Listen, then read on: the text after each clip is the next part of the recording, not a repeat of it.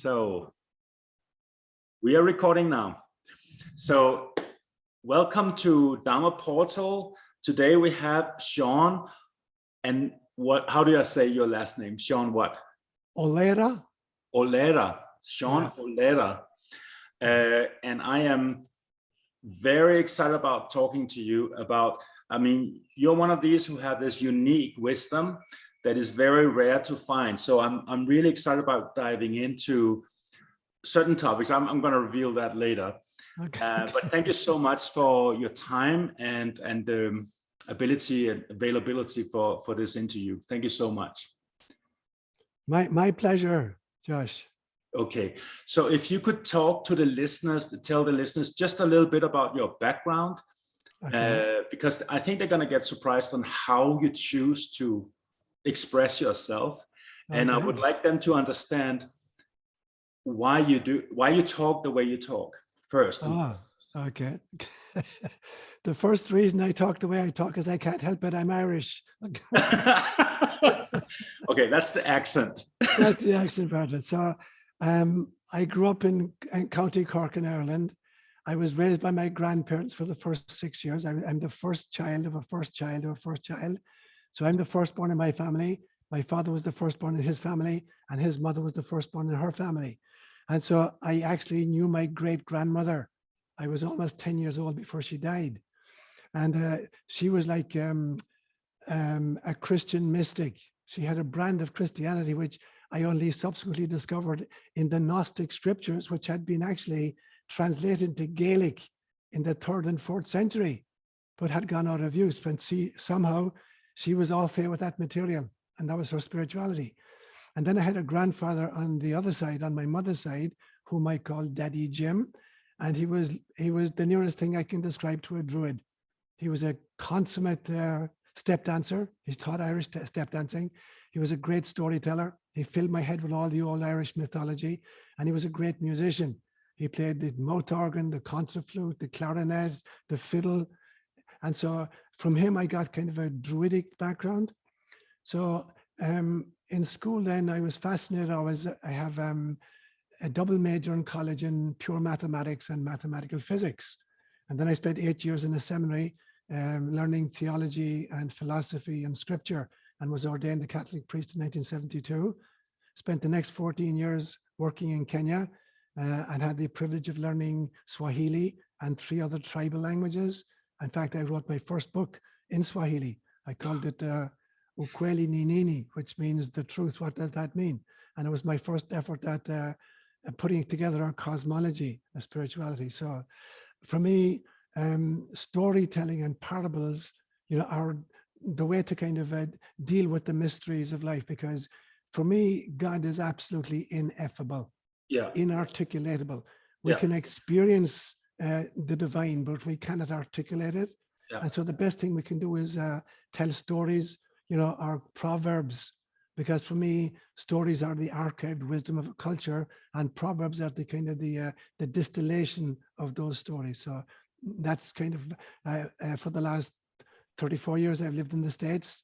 I'm a licensed clinical psychologist. I have a PhD in psychology, and I'm the spiritual director for a kind of a non-denominational group called Companions on the Journey. So that's just the background. Okay. So I saw a previous interview with you with Regina Meredith, and you guys were touching in on certain topics that are completely piquing my interest. And it's something that I've been very interested in myself. And I have this intuitive understanding that I've been looking into the Gnostic teachings, etc. And there was a presentation made by, what's his name? John Lamb Lash, where he talked about the Nag Hammadi text and how the Gnostics were feeling that apanoia, or imagination, is extremely important and for our evolution and consciousness, etc. Could you maybe talk a little bit about what is imagination, what it's not, and what it is? Absolutely. And why it's important? Right. 2 great questions, Josh. What it is, what it's not, and then thirdly, the importance of it. So for me, I distinguish between imagination and fantasy. Fantasy is the ability to make up stuff that's not real. Imagination is totally different. Imagination is the ability to volitionally shift my state of consciousness, enter into dimensions, altered states of consciousness in which I encounter other entities and other energies, dialogue with them, and then bring that learning back and cross-fertilize it with this so-called waking state of consciousness. So for me, imagination is the most important faculty of a scientist, of an artist, and of children. So children who report imaginary friends, and we kind of pat them on the head and says, yeah, you'll grow out of that. For the child, they're actually surfing other dimensions and having encounters with real beings, whom we then call imaginary friends, as if they're just, fantasy creatures, when they're not. The children are actually in those dimensions, encountering those entities and those energies. Unfortunately, the school system beats it out of them, because there's a huge difference between schooling and education. Schooling is looking as if kids are just these empty vessels into which we have to pour factoids. That's schooling. It may be schooling, it is not education. Education is, the Latin word from which we get education is called educatio. E means coming out of, from within of, and educatio means to lead out. So education is leading out from inside what already exists. So it's the Socratic method, by asking questions of the children, or by assigning them projects in which they're really, really interested, you're drawing forth their own innate wisdom from them. So that's what education is, but unfortunately, that's not what schooling is. So imagination then is this great gift of little children. It's also the gift of the mystics, that they can surf the dimensions. And it is the gift of real scientists. There's a great story told about Einstein, when the president of Princeton was trying to seduce him to come to the States, from Europe, and take up a position in Princeton. And this guy was used to kind of creating very elaborate laboratories for scientists whom he coaxed over here. So he says to Einstein, Professor Einstein, what do you need by way of a laboratory? And Einstein says, I need a table and a chair and a lot of kind of notepads and a bunch of pencils. And the guy says to him, but what about all your equipment? And I says, no, that's all I need. And so Einstein would literally sit on the front of an electron or a photon and travel into space, and use his imagination to discover, the E equals MC squared and the laws that come from that. So great scientists are imaginative beings that bring into being by asking questions that had never been asked before. The plotters, are just the people who kind of make technology out of the insights. They're not using imagination. They're just using maybe statistics or, kind of engineering techniques, but they're not using imagination. So imagination is the greatest gift we have, I think. Yeah, I completely agree. So basically, I heard Nikola Tesla. Yes. When he was creating his devices, he actually was just sitting in silence, building the whole machine inside his mind. And then he could actually see if it would work. And then he would have to make the changes inside his mind. So he was building, changing, repairing, etc., and just continued to make these modifications. And in the end, when he was happy with the result, he went out and built it, and it worked perfect.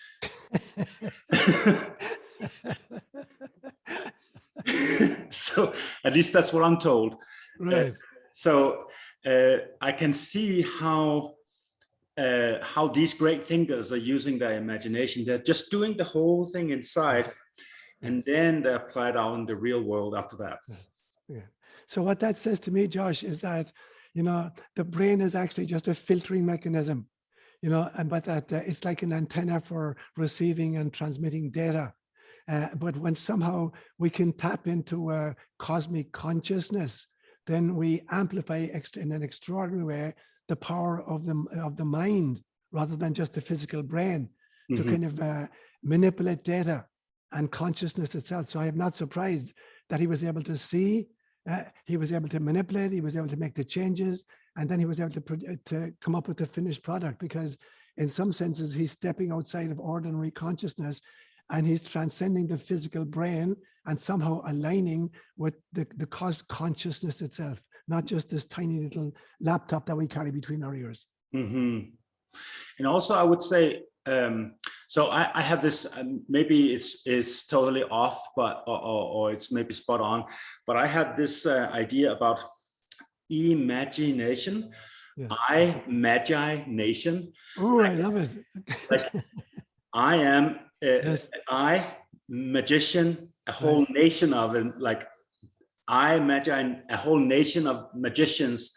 So for me, magic and imagination is somehow connected. Could you maybe explain the connection here? If That is brilliant. You know, there's this great teaching in the Christian scriptures about the Magi, the wise men who come from the East when the Christ child is born.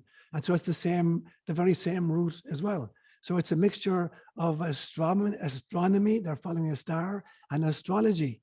And so in some senses, we're cosmic beings.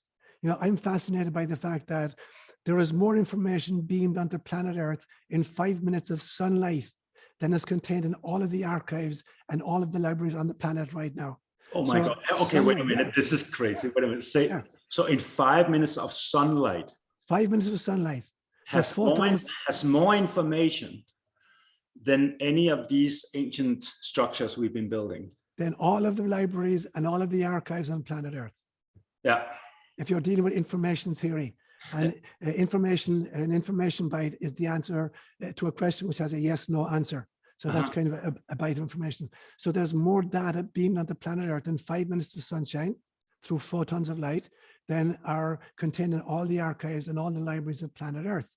Now, if that's true of sunlight, and our sun is only one of billions of suns in our galaxy, and our galaxy is only one of billions of galaxies in the known cosmos, and our cosmos is just one in a kind of a bathtub of bubbles of cosmoses or universes. So you imagine what that level of light is beaming onto the planet. And that's what I think is actually literally changing our DNA and driving evolution on the planet. It's like we're being modified regularly by light. And when you look at a quantum mechanical level, you know, all matter is literally frozen light. If you break down the composition of any physical thing, whether it's a table or a human body, down to its molecular structure, and then take the molecules and look at its atomic structure, and then the subatomic particles, there's a photon of light in every single one of them. Mm-hmm. So the human body, for instance, has about 70 trillion cells. You know, and every cell has about 10 to the power of 14 atoms, and every atom has a photon of light. So you're talking about 10 to the power of 28 photons of light in just a human body. If you could release the light in a single human body, if there was a way of releasing the light, you could light up a baseball stadium at 1 million watts for 3.5 hours, just with one human body, if you could do it. Okay. And so we are literally light beings. Yeah. And so the magic is that not only are we a nation, or not only am I an eye with magic for a nation, I'm an eye with magic for a cosmos. Yeah. If I'm plugged in to ultimate reality. Yeah. Would you say there is I mean, with that said, we can connect to the cosmos through consciousness, but would you also say that there is an argument that speaks for to go out in the sun? Like, for example, I just spent 20 minutes naked in the sun today, and I feel recharged. I feel the battery just got filled up. And also, I love going out in the middle of the night with the clear night sky. I'm in the equator up in the Andes Mountains, so the night sky is crazy. It's beautiful. Right. And our mutual friend, Robert Powell, he told me that he goes out in the middle of the night. He can talk to each individual star, connect to it, and it has individual frequency, energy. It's like personality, or in, yeah, like, Yes. and I was just baffled when he told me that and when he showed me that. And so I think even on a very practical physical level, we can even apply what you just said. Yes, absolutely. And that's fascinating. I know you and I know Robert very, very well, and he's a PhD in mathematics and has devoted his time to looking at the astrology of all major events. So I'm not at all surprised that not only is our particular sun the source of so much genetic evolution on our planet, but that every single star in the cosmos is beaming love and beaming light at us. And so I think we're the recipients of information to the extent that we're open to it. And certainly if you look even at a physical level, we know, for instance, that probably the most important way of dealing with illness, including COVID, is to get vitamin D into our system, to go out into the sunlight and to bathe in the sunlight. But then, as you said, there is starlight and there is moonlight. There are reflected lights from various stages. And so if we are literally light beings, that literally every atom of our being is the result of previous generations of stars that have exploded and scattered their matter into intergalactic space, that then coalesced into the second generation of stars and suns and into a planetary formation. And we are just a particular kind of a manifestation, a particular configuration or a particular constellation of some of that star matter. So not only, our constellations, groups of stars in the heavens, every single human being is a constellation of star stuff that, got exploded into space when the first generations of stars went supernova. Mm-hmm. Okay. So this is very big, what we're talking about right now. And we just touched in on how important imagination is, imagination. Have we lost our ability for imagination, and why? What is stopping us from having imagination? I think there are two things. I said in my interview with Regina a few weeks ago that the greatest crisis we face as a human population was the radical capture of the storytelling platforms, because storytelling is the way in which the storyteller, using his imagination, is engaging the imagination of the listeners. Because when you're in the presence of a great storyteller, it's not just a data transfer where there's a kind of an exchange of information from one brain to another brain. It is not about information, and it's not even about just a kind of amusement, or kind of Entertainment. people entertainment. Yeah. It is both of those things, but not just those things. It's not entertainment only, and it's not information only. It is transformation. That the person who's hearing is surfing their own imagination. They're creating the scene. When you're listening to a storyteller and you're just hearing words in some senses, you're using those words as a raft to surf the great waves of possibility. Mm-hmm. And you're using all your own imagination to visualize, to hear, to touch, to taste, and to smell what's being created. But the education system, it has changed. It's not education anymore. It's schooling. So you're regarding children as empty vessels that need to be, filled up with factoids rather than given free rein to their own imagination. So we're crushing the imagination in the school system, and we're crushing the imagination, through modern entertainment where everything is provided for you. When you look at, a television program, visually and auditorially, they're doing all the work for you.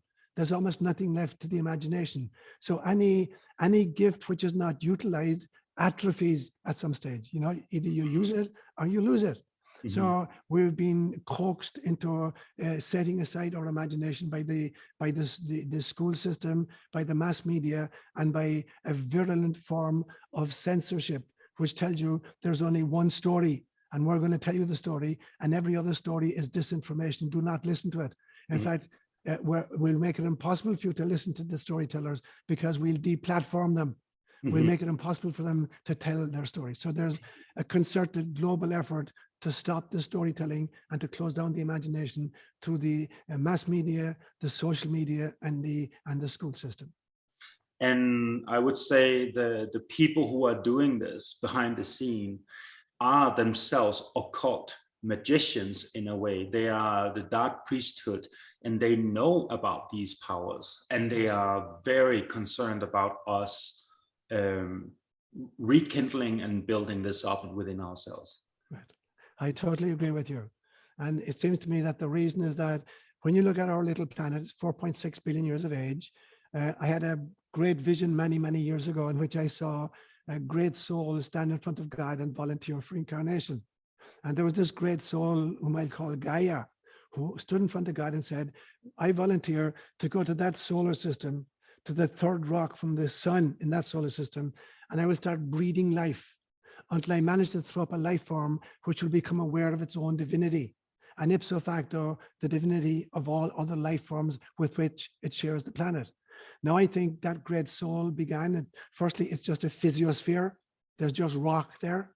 And then she creates an atmosphere, and an atmosphere is like the etheric body of the planet. And then it creates a biosphere. The first life forms begin to emerge. And in some senses, I would call that the astral body of the planet. And then the fourth stage was what Tyler Desjardins would call the noosphere, the thinking sheath, the consciousness sheath that surrounds the biosphere. But there are other spheres beyond that. There's what I would call the atmosphere, as atma as in soul, the soul sphere that surrounds that. And beyond that, what I would call the pneuma sphere, the spirit sphere. So we're at the transition point between biosphere and noosphere, moving from just life forms into self-aware life forms. And the trajectory is to take us into the atmosphere, the soul sheath, and the pneuma sphere, into the spirit sphere. But that's a very dangerous transition point, moving from a biosphere to a noosphere. That's a very dangerous stage. And I think possibly, Josh, that we may have reached this stage several times before in human history. Maybe that's what Atlantis, the myth of Atlantis, was about. Maybe that's what the myth of Lemuria was about. Maybe that's what they're talking about in the great Hindu Mahayugas, that there had been many beginnings. Now, I gave a homily a few weeks ago where I looked at in the Hebrew scriptures, the very first word in the Bible is the word Breshit, which is mistranslated always as in the beginning. Breshit does not mean in the beginning, it means in a beginning. If they wanted to say in the beginning, they would have said Barashit, but they didn't say Barashit, they said Breshit. So Breshit means in a beginning, Barashit means in the beginning. So there have been many beginnings and many endings. And so I think at this stage of human evolution, we're at the transition point of moving from biosphere to noosphere. And I think this may have happened in the past, and it was shut down either by human stupidity, nuclear blasts, or some kind of ecological destruction. And we're on the verge of it now. And the dark forces don't want that transition to happen. So they're trying their damnedest to shut down that movement from biosphere to noosphere. And why would they not want this to happen? For what reason? I think in some senses, you look, for instance, at the human depravity, where we take gaudium and pleasure from watching suffering in others.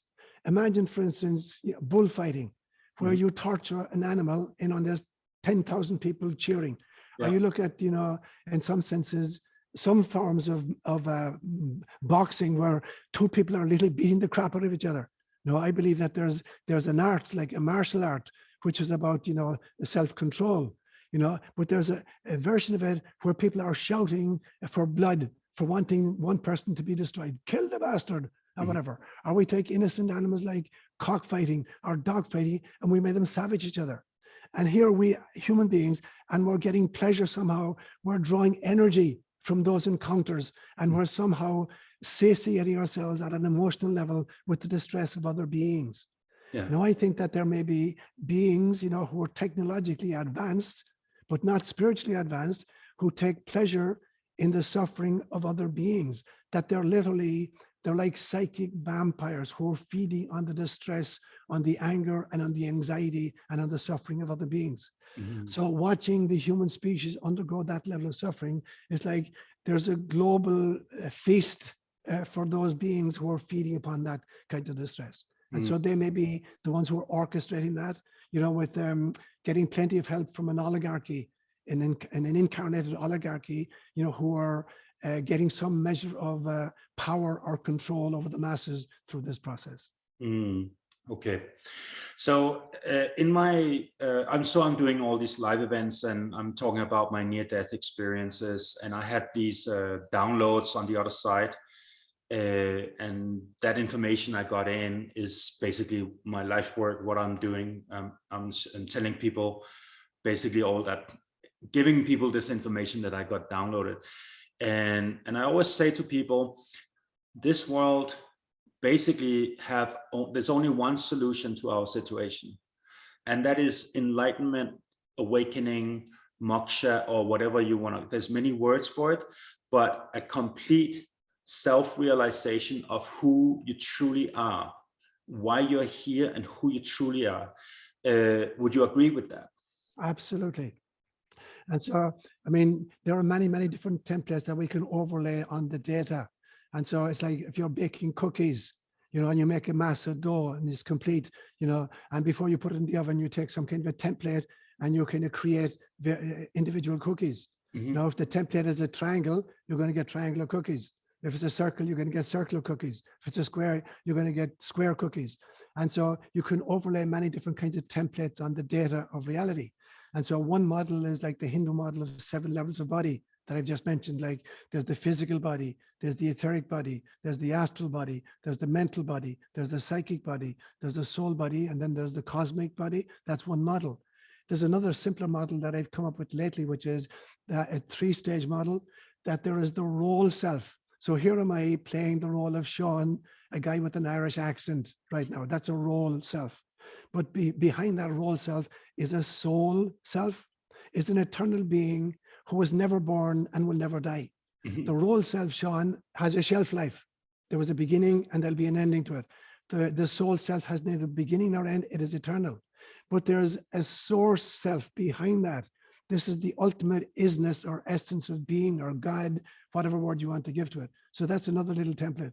There's a source self, there's a soul self, and there's a role self. And the function of life and incarnation, it seems to me, is while still playing a role and still incarnated, to wake up and remember that there is a soul self and that there is a source self. And for me, that's what the process of evolution is about. It is the realization at an individual level, at a community level, and at a global level, that there is only God, there is only source. And every single one of us is simply a manifestation of that. And that, I think that's obviously what you're getting in your downloads. Yeah, I fully agree. And maybe this is also the way I see it, is that's why imagination is so important, because in understanding imagination, you also understand that you're dreaming right now. Exactly. And so now you can wake up within the dream. Yes. So you become a lucid dreamer instead of being in the world or of the world. You're in the world, but not of the world. Brilliant. I love it. And so I have a saying that that life is a dream that the ego is having, and the ego is a dream that the soul is having, and the soul is a dream that spirit is having, and spirit is a dream that source is having. So we're living within nested dreams. Yeah. And the question is sequentially to wake up from one level of the dream to the next. You're describing my near-death experiences. Wow, tell me about that. Because when I died, so the first stage was I was outside the body watching this dead body, and I realized Joshua is just a dream. And it was like a blink of an eye, no time, no space.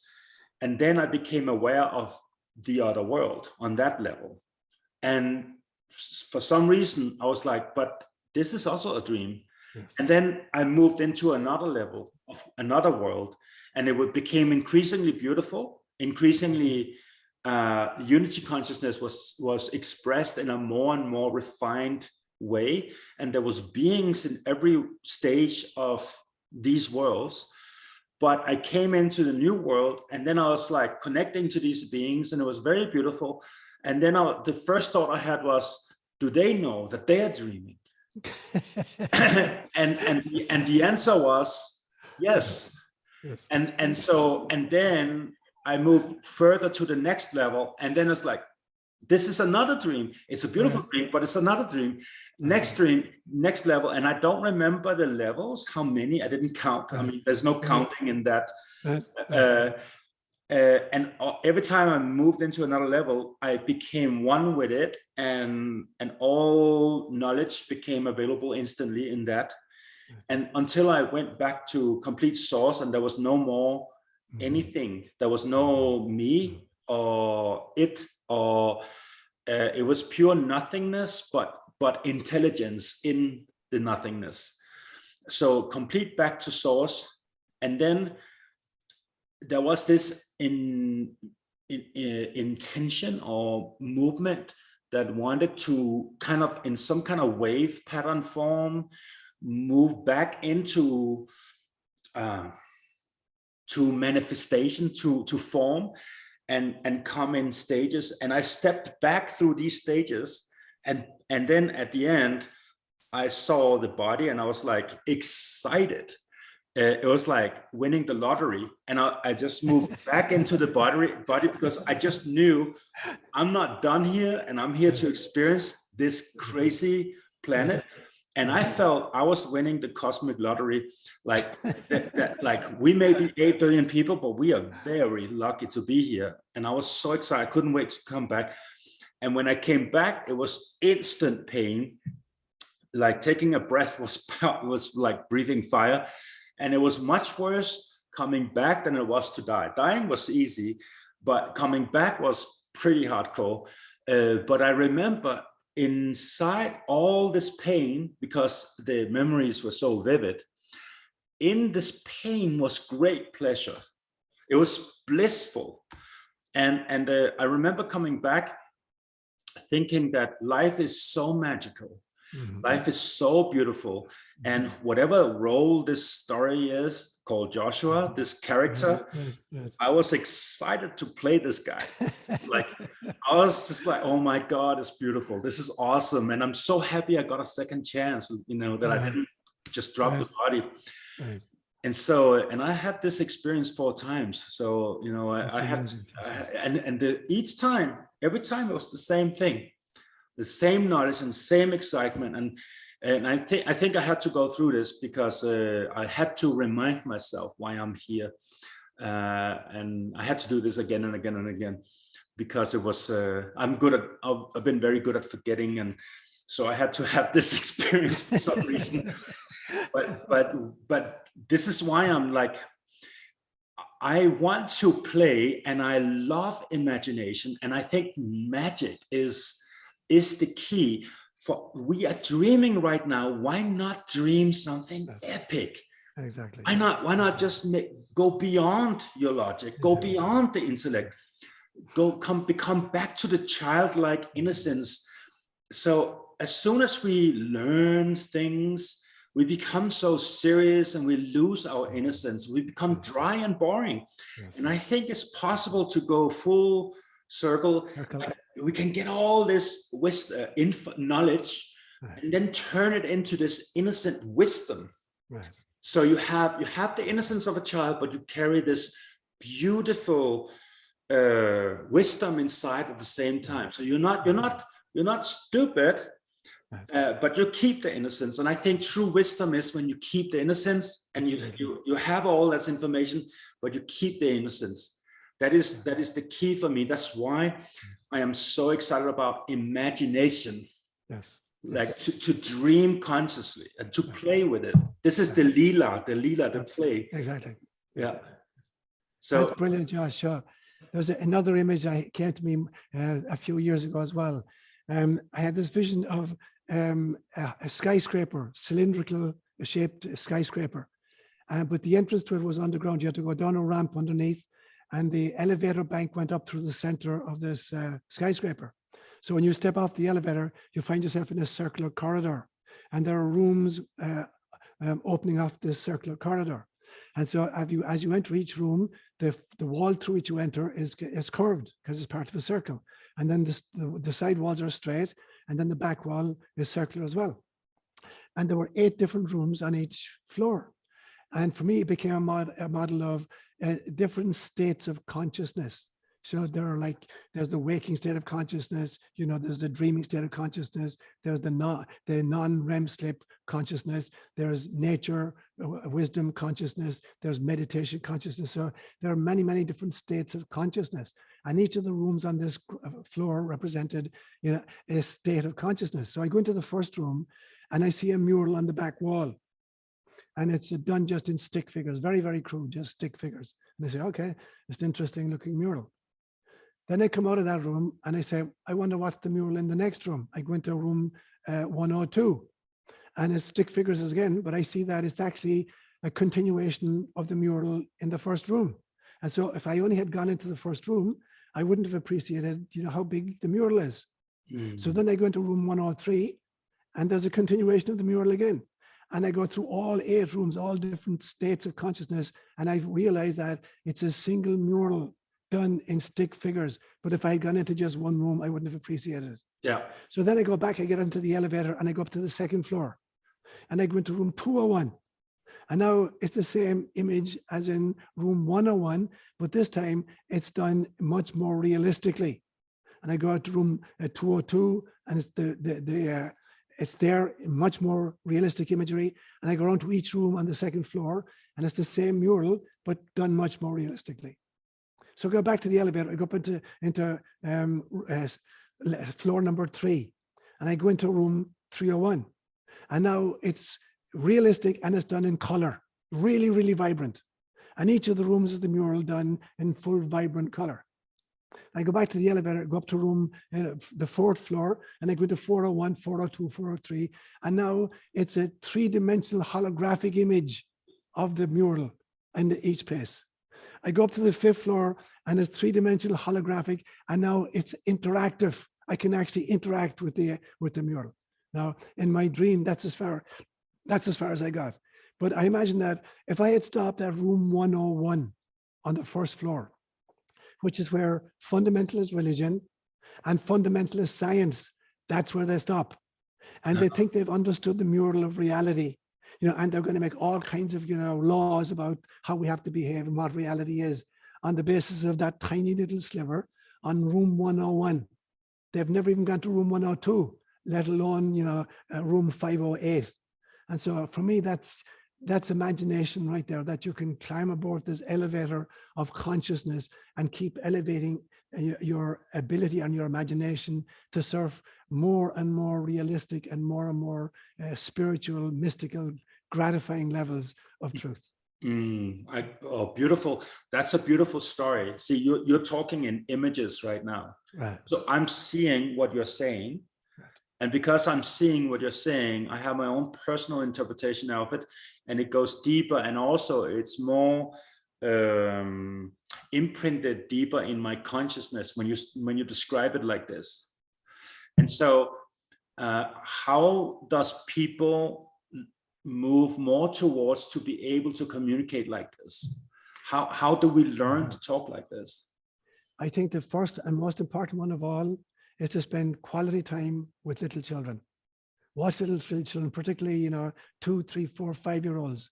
Watch them at play and join them in their games, not like as a kind of pat them in the head and say, all right, I'll sit here and pretend to be amused. To actually join with them, to see what they're seeing, to hear what they're hearing, to participate in the game, because it's not just a game, it is actually you're surfing a different dimension of reality with the children. So I think that's, for instance, why Jesus said very, very famously, unless you become like little children, you will not even enter the kingdom of heaven. There's this great occasion where Jesus is walking along the road and the 12 apostles are behind him and they're arguing about themselves, who's going to be the greatest in the kingdom of heaven.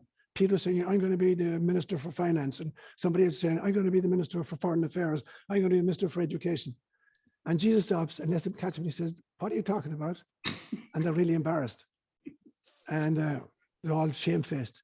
And Jesus calls over a mother with a little baby. He takes the little child in his arm, gives it a big hug. And he says, see this little child?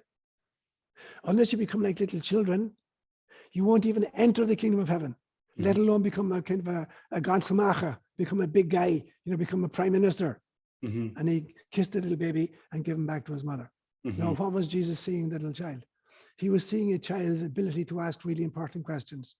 He was seeing a child's ability to be awestruck at life. He was seeing the child's ability to surf their imaginations. He was seeing the child's ability to be prejudice-free, because we have to teach children to be prejudiced. He was seeing all those qualities, but mainly he's seeing their extraordinary imagination, because they've just come from source. So they remember where they've come from. And now they're still playing with that reality. And so spending quality time with little children and joining and asking them unconsciously, or, you know, you don't have to vocalize this, but asking the child, be my teacher. Teach me how to see what you see. Teach me how to hear what you're hearing. So the most important one is to spend time with little children. The next one is spend time with animals, your kitty cat or your dog, you know, and join in their world, because they're sensing stuff that we're not able to sense. You know, their auditory range and their visual range is much beyond ours. We see between infrared and ultraviolet, between 400 and 700 nanometers. They're seeing outside of that. You know, your pet kitty cat or your dog. Then spend time in nature, as you're doing, Josh, and just watch what nature is doing. Watch a spider build a web. You know, watch a fish jump out of the pool to catch a fly in midair. You know, just watch what nature is doing. Nature has been doing this for 4.6 billion years, and we've never thrown a problem at nature that she hasn't been able to solve. In fact, when I look at evolutionary history, just from a geological level, there has never been a huge shift in geological kind of consciousness, which has not been precipitated by some kind of a catastrophe. So you look at, for instance, initially when the first cells were, you know, formed, you know, 3.7 billion years ago, and they learned how to harvest hydrogen from the atmosphere and from rocks. And then they learned how to harvest hydrogen from water. But when you harvest hydrogen from water, you release oxygen. And oxygen was absolutely toxic to the first cells on planet Earth. It took them 1.5 billion years to figure out a way of metabolizing oxygen, because as soon as they extracted the hydrogen, they released oxygen and killed themselves. After 1.5 billion years, they figured out a way of harvesting oxygen, and now it is the core energy source in the mitochondria, which is the core of every single cell in any organism. There was another stage in human evolution when the planet was producing an excess of calcium, and so it began to dump it, you know, and the great coral reefs is literally dumped calcium. So the first response was, let's dump the excess, you know, we don't need. The second stage was to realize maybe we can use this. And so we got these sea creatures who build homes for themselves from the excess calcium. All the shellfish are using this excess calcium to build home for themselves. And then the third phase is, I wonder, can we use it even better? And we started building, you know, exoskeletons, endoskeletons. All of the mammalian life has an internal skeletal system built of calcium. So again and again and again, when you throw a problem at nature, it comes up with these extraordinary solutions. So my third recommendation is, having spent time with children and animals, spend time in nature and look how nature deals with its problems. So that is, so basically getting back to our roots and finding in the innocence. I never forget, I started working with children. I've been working with children of all ages in my late teens and early 20s.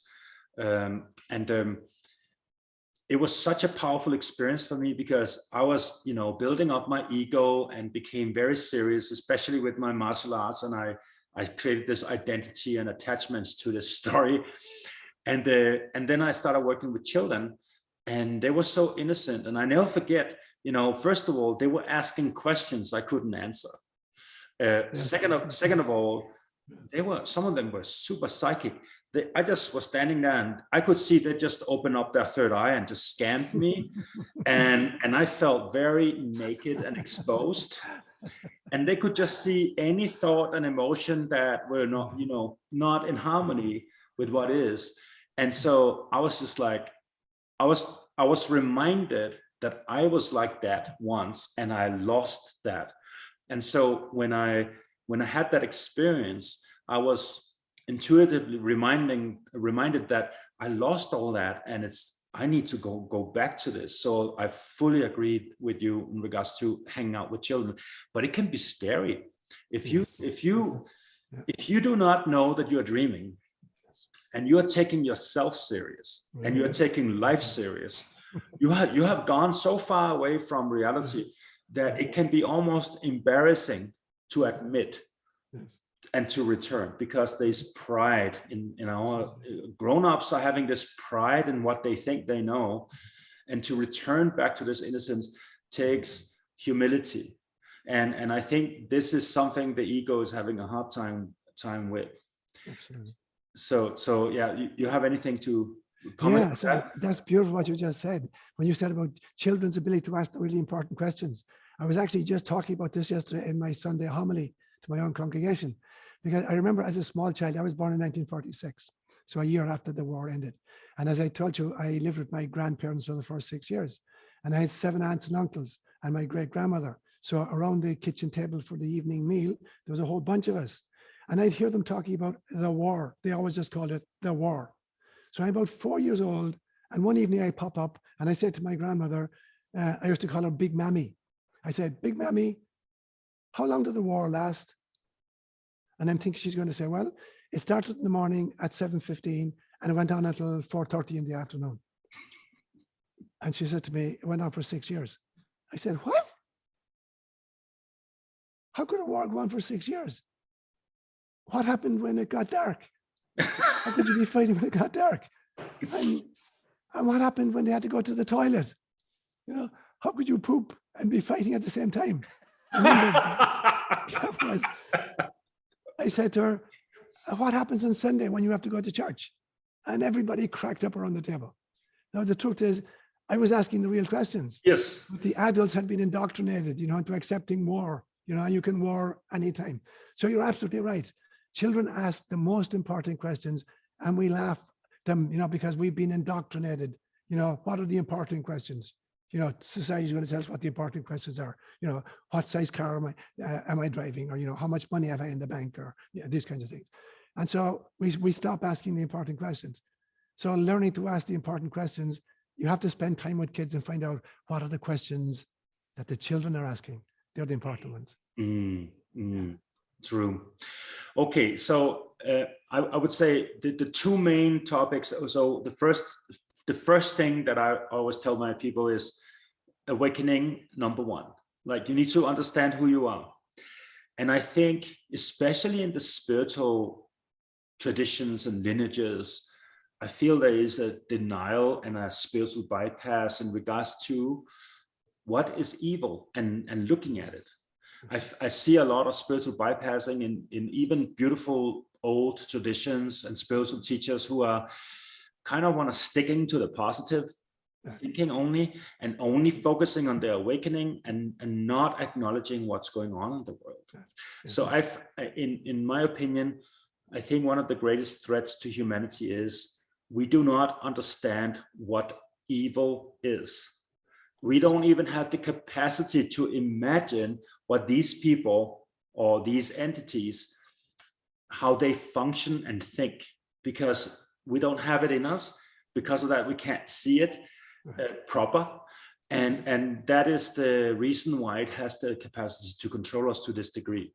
And so I feel we need to understand the light, but we also need to understand the darkness. And I think this is one of the biggest blind spots we're having on the planet. Absolutely. I fully agree with you, Josh. Fully agree with you. And so I have a theory, for instance, that there are 4 facets or 4 expressions of compassion. And so for me, compassion is love in action, but there are 4 faces of compassion. I call them the 4 C's. The first one is confirmation, kind of the attaboy, you're doing a great job, keep at it. The second one is cooperation, that we're members of a team, and each of us has a different place on the team. The third one is compensation. Somebody makes a mistake on the team and I help him out. And the fourth one is confrontation. Somebody is really screwing up and endangering the rest of us. I didn't need to call him out, on his stuff. And if I were to use a kind of a football analogy, if you look at, say, American football, and I don't have a television set, I've never owned a television set, but I've seen 2 Super Bowls in my life. So I understand it a little bit. And so, the attaboy or the confirmation is somebody scores a touchdown and you say, way to go, great job. Yes, yes, yes, great job. So that's one level of compassion where you confirm and kind of applaud people who are doing a good job. The second level is cooperation.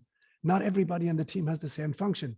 Some functions on the team are much more glamorous than other functions, but each function is equally important. And so you have to realize you have to cooperate. Whatever place you're playing on the team right now, that place is very, very important. Play it to the best of your ability. The third one is compensation. People will make mistakes. Somebody will drop the ball and it's going to be a turnover and you grab it and hold it onto it so it still belongs to your team. That's compensation, where you make up for the mistakes that other team members are making. And the fourth part is confrontation. Somebody is really screwing up royally, like the quarterback doesn't want to give the ball away. Every time he gets the ball, he wants to try to score a touchdown himself. And every time he does, he gets sacked.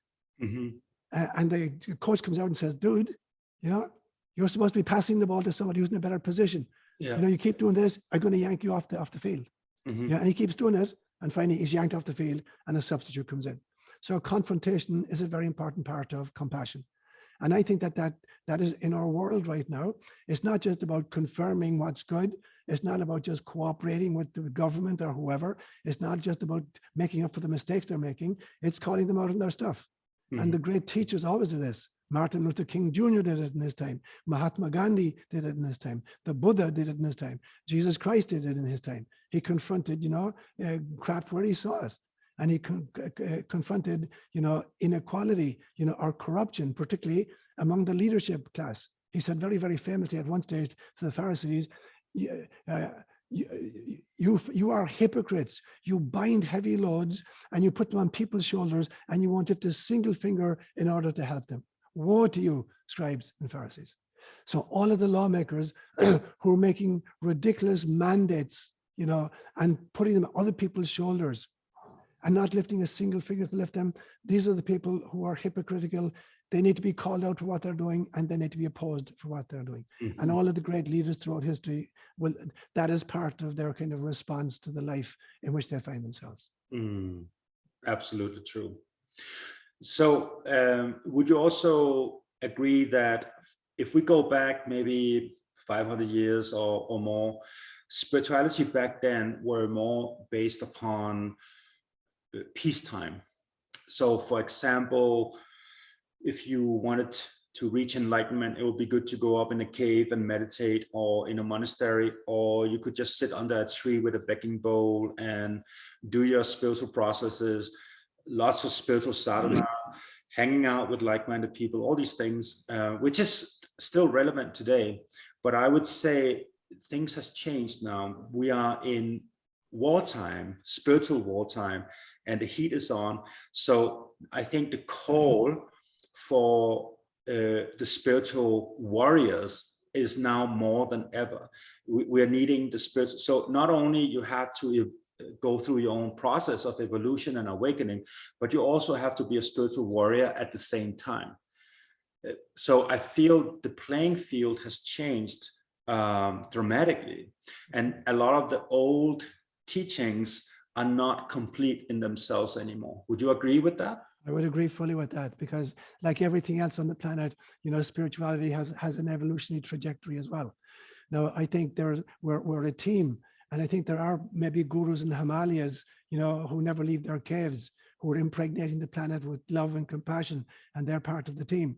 There are also the Mother Teresas, you know, who are picking up abandoned children from the streets of Calcutta. You know, there are the Martin Luther King Jr.'s who are marching in Selma, Alabama against their racism. And in our times, there's a different form of oppression happening now. So not only do we have to awaken our souls to our deep core spirituality, but we have to be mystics in action. There have to be members on the team who are standing up and confronting and calling out. And I see a lot of people, I see the likes of, for instance, Robert Kennedy Jr. and what he's doing in our world right now, and his new book, you know, what he's attempting to do. I see a few members in the American Congress who are attempting to do this, to wake people up. You know, unfortunately, when I look at places like Australia right now, and Canada right now, and even Ireland right now, a whole lot of people just bowing to authority and being afraid to open their mouths. And so we desperately need to awaken the lions at this stage. There's a great story in in the New Testament, the very end of John's Gospel. And it's the story of Jesus' relationship with Peter.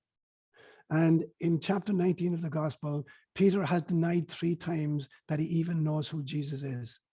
Jesus is being tried by the high priest at the time. And Jesus has prophesied that before the cock crows 3 times next morning, Peter will deny him 3 times. And Peter said, not me, not me. I'm a mensch. I know Peter is watching and being tried, and somebody asked Peter, aren't you one of his disciples? He said, no, I have no idea who he is. The second time he's asked, didn't we see you in the garden? No, that wasn't me. That was my doppelganger. The third time he's asked, even your accent betrays you. You're from Galilee just like him. He said, no. I worked in Galilee for a few years. I just picked up the accent. And then Christ just looked around. He didn't judge him. He just looked at him. And Peter ran and started crying. And the last encounter with Jesus and Peter is in John chapter 21. They meet Jesus on the shore of the Sea of Galilee. They've been fishing all night. They caught nothing. And suddenly Jesus appears and says, cast your nets to the right side of the boat and you'll get a haul. And they get 153 big fish. And then they have breakfast together. And then Jesus takes Peter aside and he says to Peter on his own, Peter, do you love me? And Peter says, I do. And Jesus says, Peter, do you love me? And Peter starts crying, says, yes, I do love you. And Jesus says the third time, Peter, do you love me? And Peter starts crying, says, Lord, you know everything. You know that I love you.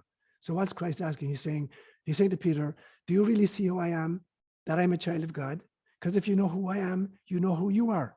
So until you know who I am, you probably won't know who you are. You are a child of God. Now, each time that Peter responded, I love you, Jesus said to him, feed my sheep, or feed my lambs, or tend my sheep. I think the modern version of that is Jesus is asking each one of us and saying to each one of us, do you love me? And I say, yes, I do. And Christ says, inside this stage, is saying, he's not saying feed my sheep. He's saying, wake my lions. Do you love me? Yes, I do love you. Wake my lions. Do you love me? Yes, Lord, you know everything. You know that I love you. Then wake my lions. It's not time to be feeding the sheep anymore. We don't have time to feed the sheep. It's time to wake the lions so that the other lions can come into action.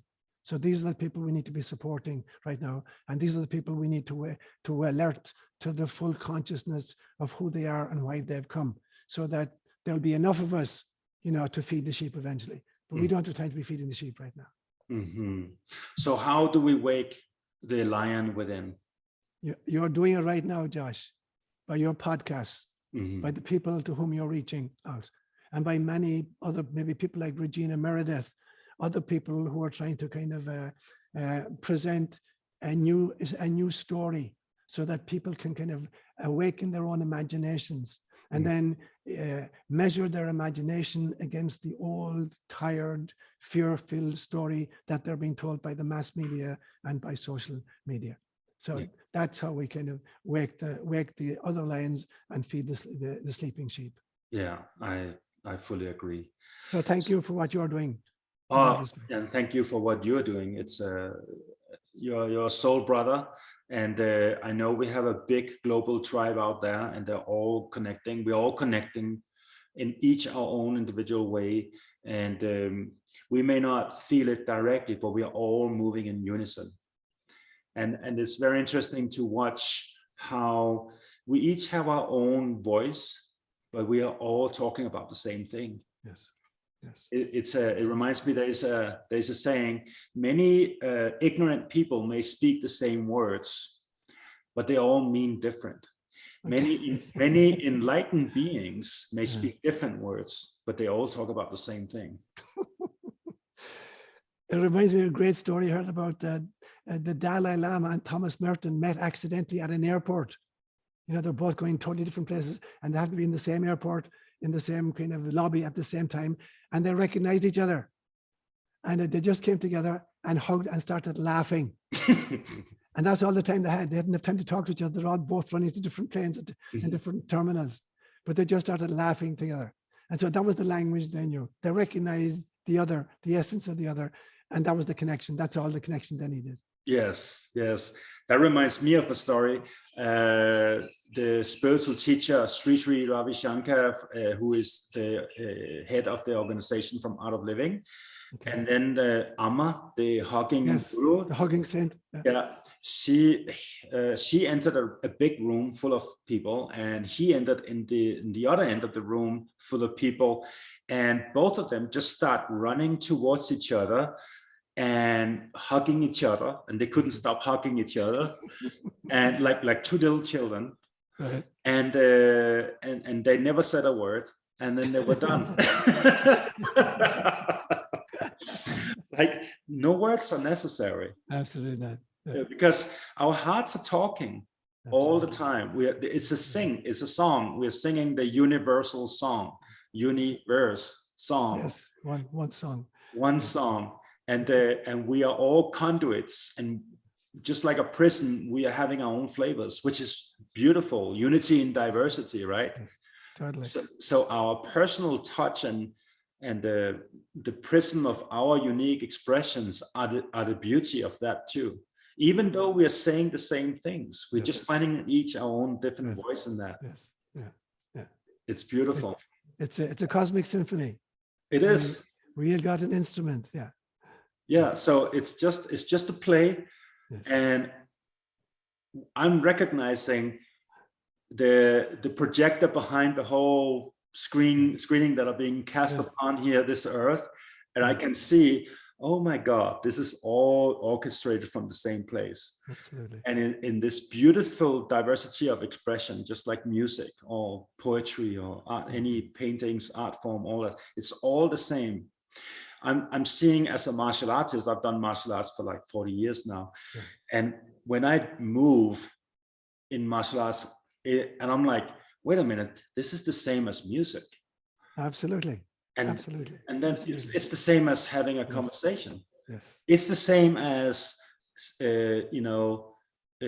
making love in the bedroom. It's absolutely. The same as taking a walk in a forest. Yes. I can't find a difference anymore in the movements, like between that and any other creation, because there's a language behind it all, that is the language of what I call the soul, or language of the heart, and it's all moving in the same foundational ways. It's all the same. So all you experience is that there's a certain alignment with all these expressions, and they start having the same patterns, same themes. That's beautiful, Josh. It reminds me of one of my favorite passages in the New Testament is in the first chapter of John's Gospel. Is called the prologue to John's Gospel. Now, the Gospel is written in Greek, so the word that's used there is a little bit different, obviously. But it says, in the beginning was the Word. Now, in Greek, it's logos. In the beginning was logos. So in the beginning was the Word, and the Word was with God, and the Word was God. All things were created through him, and without him was made nothing that was made. In him was life, and this life was the light of humanity. And the Word became flesh and dwelt among us. And so the organizing principle of the cosmos is literally music. It's the word, the organizing principle that manifests itself as the forest behind you, or the heart beating inside your chest, or the little children that you're playing with, or the interaction you're having in a martial art encounter. Whereas it's not about hurting anybody, it's about dancing with their energy. Mm-hmm. And so it's all a form of music. It's the word, the logos, just manifesting in a myriad of forms in this cosmic recital. Mm-hmm. Yeah, absolutely. So people who are listening here, who can sense the truth and the base foundational movements of this conversation, because I know they're recognizing. I know their hearts are like, yes, inside, feeling this, and they feel part of this. How do they awaken and cultivate more of this within themselves?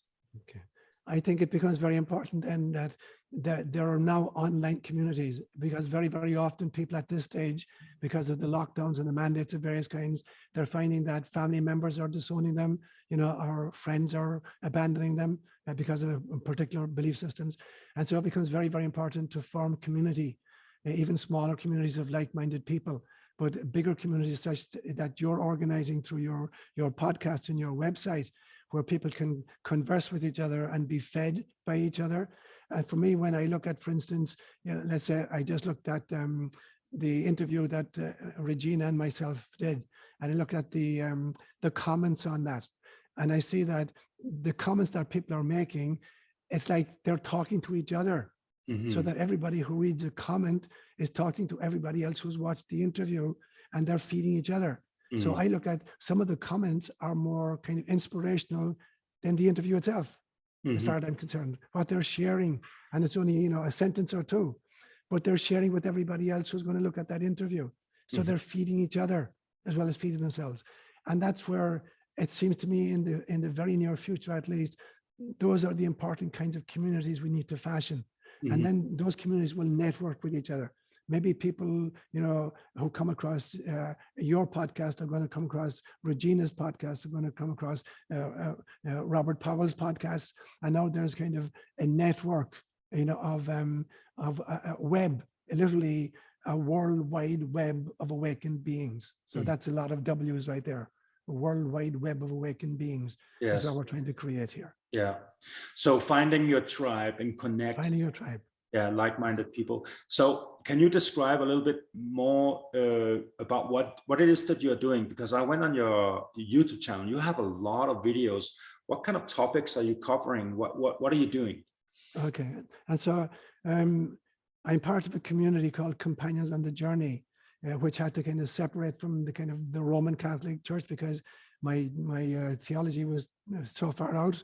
I got a letter from the Vatican in October the 4th, 2010, a 2-page letter in Latin telling me that I could no longer represent myself as a Catholic theologian. I couldn't teach in a Catholic school or a Catholic college.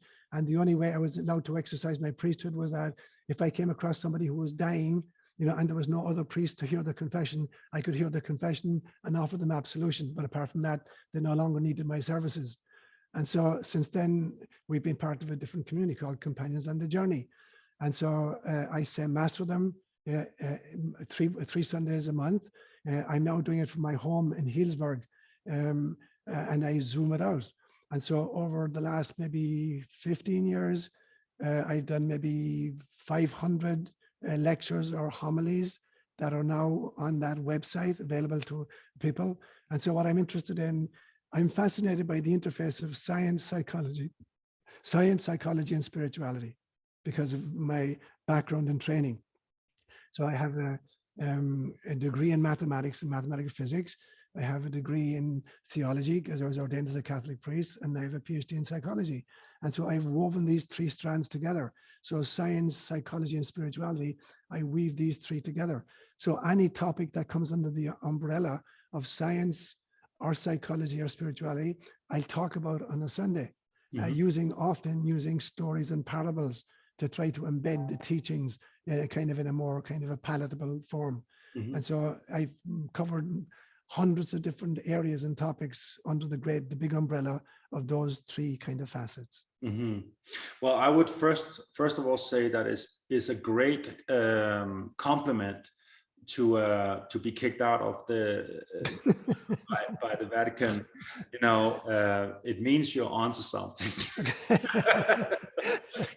Unless you've been chased down or censored or kicked out, you're not really pushing enough buttons. So well done on that. I congratulate you. And I went on your YouTube channel, and I really I could see there was a ton of very interesting topics you're covering. So what is the name of your website? And it's called Spirits in Spacesuits. Yes. Spirits in, because I think these are spacesuits.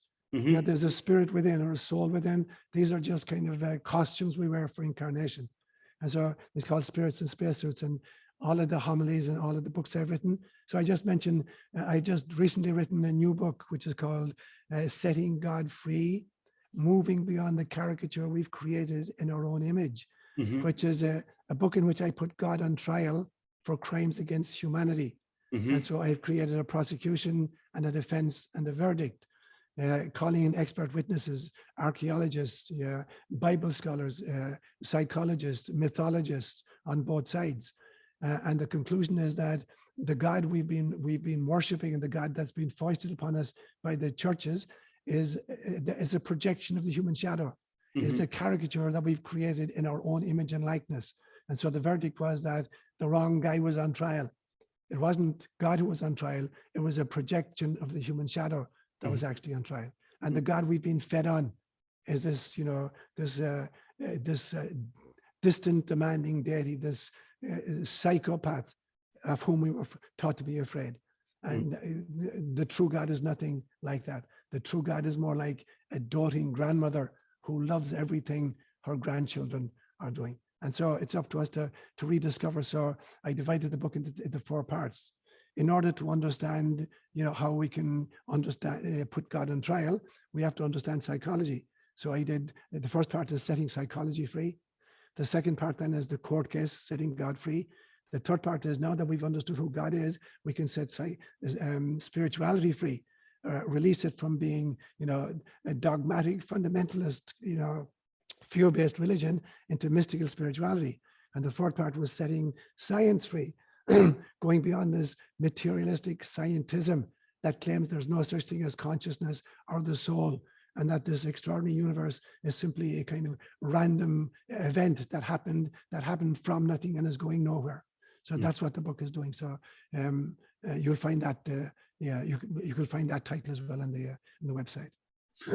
And people can buy it on Amazon. You can buy it on Amazon. You can get a Kindle version for $6.99 and a hard copy for, I think, $22.95. Okay. And what was the title again? It's called Setting God Free.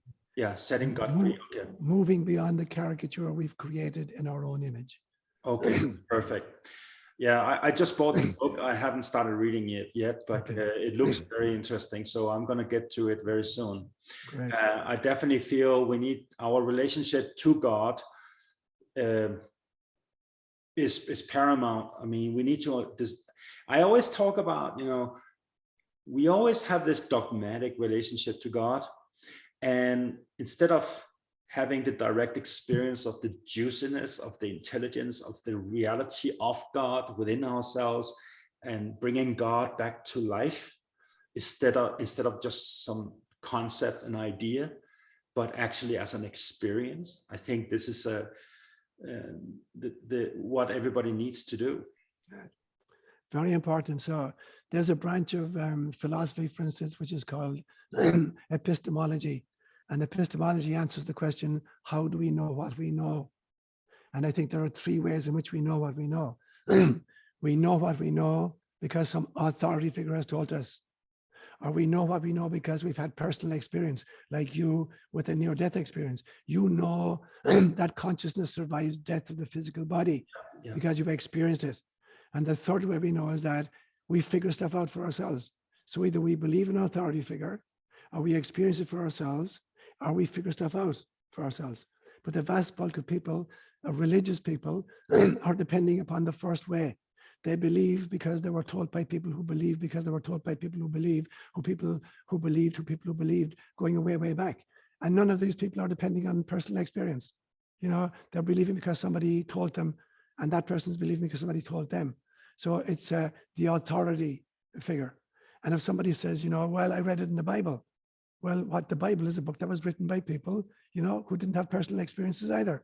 Yeah. They were told by people who said they had personal experiences, but they themselves didn't. Yeah. And so there's this infinite regression of people believing stuff that they never actually experienced. Mm-hmm. And a religion or a scientific model that's based upon that kind of belief system is worthless. Mm-hmm. It's not really going to sustain you in the tough times. No, it's dry and dead. It's just intellect only. Right. So what do you feel the future looks like on this planet? What do you see coming for us? Well, I see two possibilities. So I think there are, let me just get a glass of water one take. Yeah, yeah.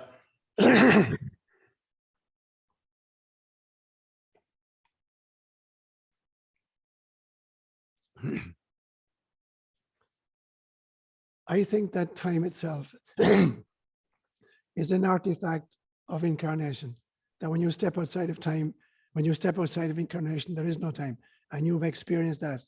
in your near-death experiences. When we step into these physical bodies, there are 4 kind of reductions that happen. The first one is we trade cosmic consciousness for this little laptop that we carry between our ears. Mhm. The second thing is that we who are infinite beings are now stuck in these little 8-pound bodies about to be born. The third thing is that we who are outside of time are now locked into chronology. And the fourth one is that, you know, we have amnesias created for who we really are, and we begin to identify with the spacesuit. Now let's take the question of time then. I think there are kind of 7 timelines total: 2 in the past, 2 in the present, and 3 in the future. Interesting. When we look to the past, there is the real past, what really actually happened. And then there's history, that which is written down by the winners. So there's 2 versions of the past. And we're actually being influenced by both. We're influenced by what really happened, even though we're not aware of it, because it's part of who we are.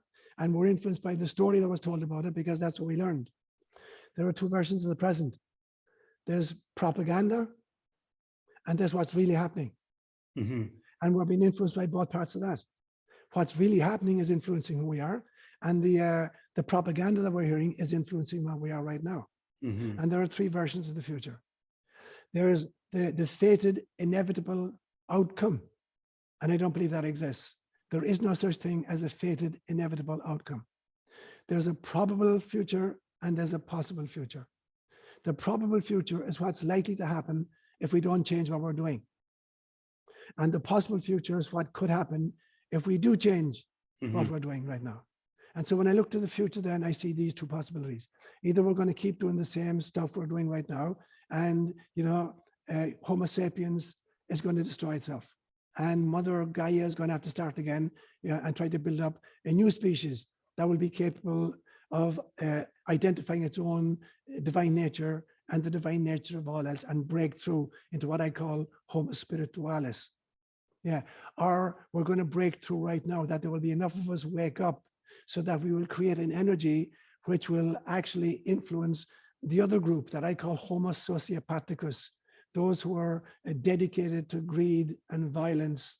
Yeah, that we will change even those, because we will create an energy in which that kind of frequency can no longer flourish. So 2 possibilities, and our job is to create the possible future, not the probable one. Okay, so it's up to us. Yes. And depending on the song of our hearts, we're going to determine which one we're going to choose. Absolutely. So the last question I have today is, by the way, I'm enjoying this conversation very much. Me too, Yeah. Joshua. The last question I have today is, what would be your advice for the people listening to maybe make of changes in their lives, just to small, subtle changes towards, if they have this song in their hearts, if they have the longing of expansion, more light, and a positive future, what kind of changes would be wise to do for any human being who's listening right now? I think the first one, that's a question I ask all of my clients, you know, who report the difficulties they're experiencing. One of the questions I always ask in every counseling session is, what makes your heart sing today? Pick out something, you know, watching a child playing, you know, or a piece of music or a sunset or whatever it is. What is making your heart sing today? And focus on that. I constantly say to people, if you keep watering the weeds, there's no point in complaining that the flowers are dying. So if you keep paying attention to the darkness and your difficulties in your life, it's like you're watering them, and that to which you give attention thrives, and that to which you deny attention shrivels up. So if you're not celebrating the successes and singing, you know, about what is beautiful in your life, then that part of your life is going to wither. Yeah. And so stop watering the weeds and begin watering the flowers. That's the first thing. The second thing is a very simple exercise. It's called earthing or grounding. Every 5 minutes on planet Earth, there are about 7,000 lightning strikes that actually hit planet Earth, coming from the ionosphere, you know, about 200 miles above us. 7,000 lightning strikes everywhere on planet Earth. And it is impregnating the earth with negatively charged ions. And negatively charged ions are very, very good. You know, negative sounds like it's a bad thing. They're very, very good. Now, we're living, you know, building up these what are called free radicals in our bodies from toxic chemicals and toxic electromagnetic smog in our homes from all kinds of electrical devices. And when we're walking, we're cushioned, our feet are cushioned, you know, we're insulated from the earth. So on the sole of the human foot, there are more nerve endings per square inch than in any part of your body. So we're meant to walk barefoot on the planet, on real dirt, or on real grass, or on real water. So to exchange, there's a recalibration that happens between the free radicals of the body and the negative ions of Pachamama. An exchange is happening. And if you spend 20 or 25 minutes every day in physical contact with Mother Earth, you're literally recalibrating your body. You're exchanging the negative energy of your body for the positive energy of the planet. So just getting out and walking, you know, and at the same time, if you could do it with sunlight and taking vitamin D to yourself. And the sun is filling you as well with information that's helping your evolutionary trajectory. So sing about what is making your heart happy today. Find what that is. Stop watering the weeds and walk barefoot on Pachamama. Beautiful, beautiful and simple. Yes. It's that simple. I always said to people, you know, spirituality, you don't have to be intelligent to understand spirituality. Even a 5-year-old understand. If you cannot explain this to a 5-year-old, you don't understand what you're talking about. So it is, things are extremely simple. Just get naked out in the sun, bare feet in the ground, and do what makes you happy. Absolutely. That's it. It's very simple. And so, but it just brought up one more question, which is, so we have two camps. We have the people who are extremely researching a lot of conspiracy stuff and evil. And so, but these people become very cynical and dark and negative, and you can see they're not happy people. And then you have the other camp, which is they're all about positive thinking and delight and goodness and positive and happy, joy. And they are completely oblivious to all the dark stuff going on. And I feel there's this the split, right? And I think it takes extreme yogi or a finely tuned instrument to be able to understand the darkness without getting caught up in it. So it's kind of like we have to visit to get educated and then let it go. So drop it and walk away. You just visit to learn and drop it and walk away and then merge with the light. So you have to be conscious about how much time you spent with the darkness. And then, but you have to spend some time. Absolutely. But not too much time. Yes. And then spend the rest of the time watering the flowers. Absolutely. Would you agree with that? I would totally agree with that. And so what I say to my own people is you can't marinate in the darkness, you know, you can't spend your whole time just bathing in that because it's going to destroy your sense of trust in the future. At the same time, you can't be oblivious and live in a world of, you know, la-di-da fairy tales or whatsoever. And so the rule I have for myself and that I've said to my own community, when I've been challenged about confronting the darkness, I have what I call an 80-20 rule. I said to them, 80% of the time, I will try and elevate your consciousness into mystical, esoteric teachings. And 20% of the time, I'll call out the darkness and I will challenge the darkness. I won't ignore it, but I won't marinate in it full time, but I won't ignore its existence and I won't fail to confront it and to challenge it when it is necessary. But I will try to achieve that 80-20 split when I'm giving lectures or homilies. You know, most of the time I will try to elevate you into light, and 20% of the time I'll invite you to look at the darkness and its causes and what you need to do to confront it. Very important balance, very important. We have to be conscious of that because sooner or later we are going to shake hands with the same level of consciousness that we are surrounding ourselves with. Absolutely. So you become where your awareness goes, you are merging with it. So I think that's very beautiful. And I don't want to take more of your time. I really enjoyed this conversation, and I recommend everybody to buy your book. So please, again, what was your website? Spirits in Spacesuits, all one word. Spirits as in, souls, spirits in spacesuits. SpiritsinSpacesuits.com, and your book title was? And the book title is Setting God Free, Moving Beyond the Caricature We've Created in Our Own Image. Okay, perfect. Yeah. So thank you so much for this interview. I really, truly enjoyed it, and time went by so fast. It was just crazy. Josh, it's been a privilege meeting with you, my brother, with our kindred spirits, and give Robert and Lucky a big hug for me. I will. Okay. I'm going to send this interview to them also. Okay, brilliant. Okay. Namaste. Namaste. Thank you so much. Bye-bye. Thank you, my brother.